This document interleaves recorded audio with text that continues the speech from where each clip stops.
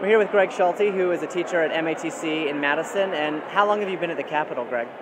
Well, I've been here for the past, since February 13th, so what is that, about 13 days now? And you've slept here? No, this is my first night sleeping here. Okay, so you've been here every day? I've been here every day. Mm-hmm. So, were you watching tonight when the vote passed in the Assembly? Yeah, I was up in the balcony. At the time, I had been watching it for about half an hour. I'd seen the three last speakers by that time, yeah. And what was your reaction to what happened? All of a sudden, there's a motion made, someone saying, are we all going to get to speak? And the speaker at the time said, well, not necessarily. We can't guarantee that. What were you thinking then? Yeah, well, we were watching things. We were watching the Democratic representative speak, and then his colleague interrupted to ask the speaker if the remaining 15 representatives would have a chance to finish. And he said, no, I can't promise that. And he said, why not? And he said, well, because except for the last few minutes here, nobody's been paying attention. And what we noticed is that in the last few minutes, empty seats over on the Republican side started to fill up, and people started to put their coats on. And I think that the reason that there was that interruption was because they sensed something was up, because all of a sudden the Republicans were all there and paying attention. And so that's why the interruption occurred. And then when the vote was called and it was then tallied, and it was evident not everyone had even had a chance to vote, but then the vote was closed, what were you thinking? And describe for me how about what you were seeing and what was happening in the chamber. Well, it was literally felt like an ambush, because as soon as the last speaker stopped, immediately the Republican speaker called for a vote, and it appeared that all of the Republicans were ready for it. They were seated. They started casting their vote.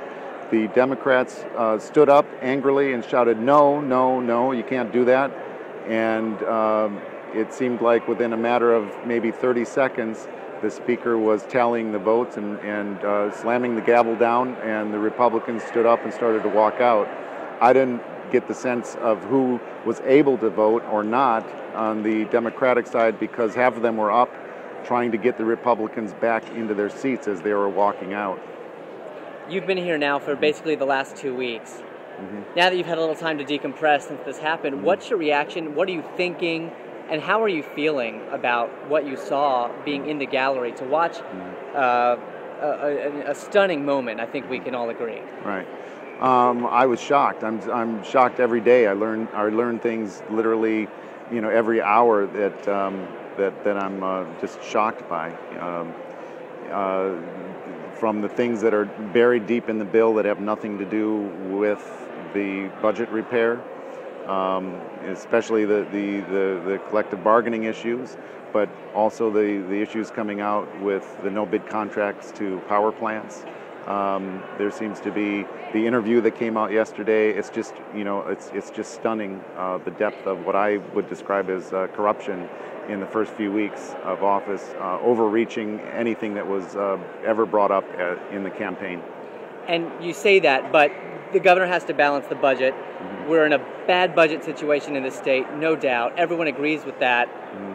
Does he not have to take these steps? No, the budget isn't the issue here. There's so many things in this bill that have nothing to do with the budget, and concessions have been made by the unions to pay more for their health insurance, to put more toward their retirement. Those financial issues have been addressed, and he still is holding strong on the issue of collective bargaining rights, which in a sense is protecting our civil rights.